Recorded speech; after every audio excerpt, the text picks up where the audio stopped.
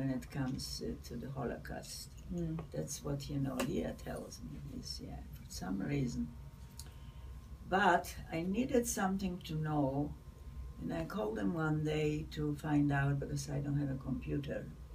And he looks up and he calls me right back. He said, Mom, I cannot find this, what you were asking me, but I found out there is a young man at that time who wrote a book. He's from your hometown. So he sends me the book right away.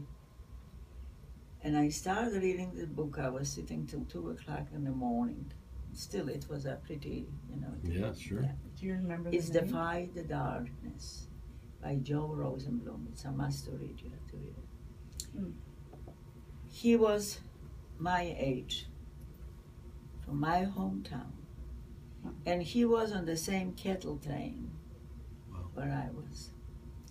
He was on two So you figured this out. You figured this out on your own when I was reading. When you While I was reading, it's the reading. Yeah. I found out.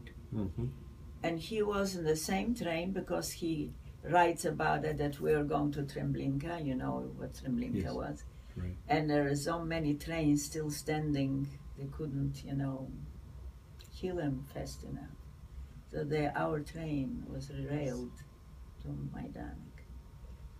And while we were standing there, we didn't know the reason why we were standing there overnight. Right. And the people were dying left to right from thirst.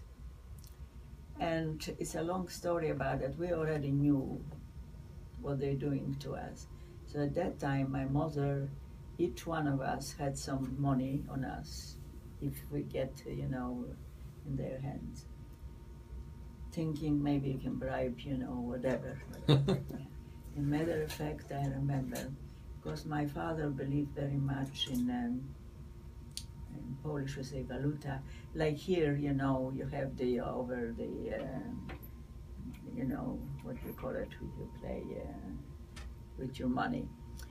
And he used to invest gambling and not gambling. No. He was investing, like you invest here in gold. At that time, the Russian gold is a high gold, the highest gold. It's a little reddish. What's the name of the book? I'll never Sorry. What's the name? Defy the Darkness by Joe Rosenblum. So my mother took, she made like buttons looking. I was wearing a jacket and it had those buttons. You had to, they took away your clothes. Oh, you don't know what can I tell you. Yeah. But I had some money in my boots. I was wearing boots. I'll never forget, I was standing on dead bodies to reach that little opening, and it had even wiring, and I managed to put my hand out, my arm, and the fellow, the Polish, what they worked on the station, he handed me over a canteen with water. I was lucky. Some of them, you gave him the money, you didn't get the water. And I was standing on dead bodies to reach that. Right. You can imagine. Yes. I still remember I was able to have a little drink, and I wanted to give it to my mom. Till today, I don't remember if she got it, if she managed it, because people become just like animals, reaching, dying from thirst is much horrible than from malnutrition. I want you to know. Yes. So anyway, suddenly they derailed our train. He writes about it, and I said, "Oh my God!" I tried later to find them. It was too late.